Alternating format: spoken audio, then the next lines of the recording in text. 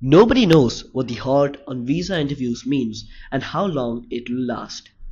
The uncertainty has upended thousands of carefully made plans, written by Anupreeta Das and Pragati KB. In India, the country that sends more students to the United States than any other, young people who had hoped to pursue higher education in America this fall described feeling the state of limbo after the Trump administration's decision to pause interviews with foreign nationals applying for student visas.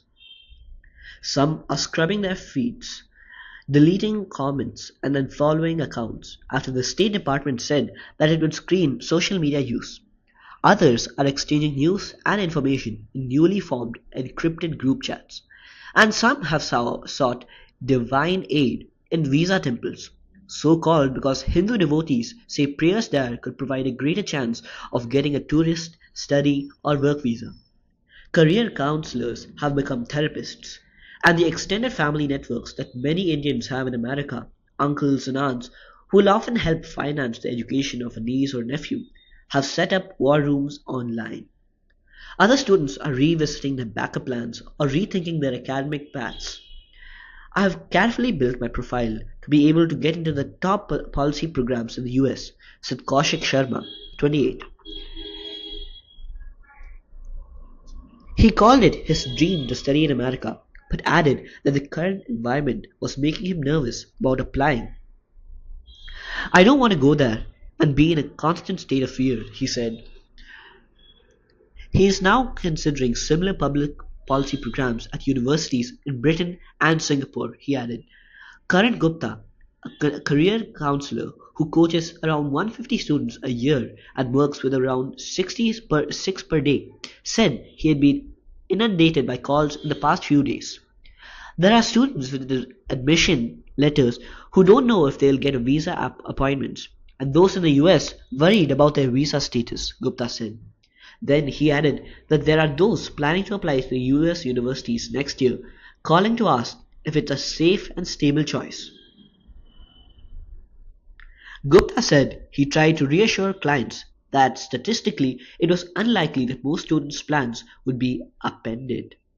A third of the foreign students in the US schools, or around 330,000, are from India. The number has grown, surpassing China in the 2023-2024 school year. The trouble began on May 24th, when the Trump administration said it would ban Harvard University from enrolling international students. 5 days later, the State Department said that it would pause interviews with foreign nationals applying for student visas as they expand scrutiny of their social media posts.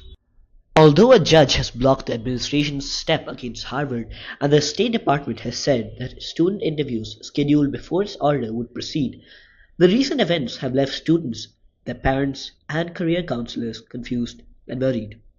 To many, the Harvard's ban on foreign students showed that the Trump administration could bring even one of America's most prestigious universities to its knees. Shashank Shukla, co-founder of Ivy Dreams, an admissions counseling service, said he expected the dust to settle soon, but he noted that the tenor of questions asked by visa officials at the American embassy in New Delhi had changed. Earlier, questions were typically about why a student wanted to attend a US school, but some clients recently told him that they were asked questions that could appear political, such as, "Are you aware of what's happening in the US?" Those interviews can be nerve-wracking at the best of times. In India, some temples have gained a reputation for providing spiritual succor, particularly for those going through the process. At one such visa temple in Delhi, a devotee left a note in February expressing gratitude that his prayers had led to a student visa, which had eventually led to a permanent work visa in Britain. People who are not getting visas come here, said Narayan Mishra, the temple priest. American universities have produced leaders, including Microsoft CEO Satya Nadella and Alphabet CEO Sundar Pichai, both of whom grew up in India and attended US graduate programs. Geeta Gopinath, the second in command at the International Monetary Fund, and Abhijit Banerjee, a Nobel-winning economist and a professor at the Massachusetts Institute of Technology, were also initially educated in India. The swelling number of Indian students going to the US also has to do with the growing wealth in India and the desire for a degree from a brand name school. Gupta said, no other country offers as many options as the US, so many students and their parents consider it worth spending about 40,000 to 100,000 a year on tuition. The New York Times.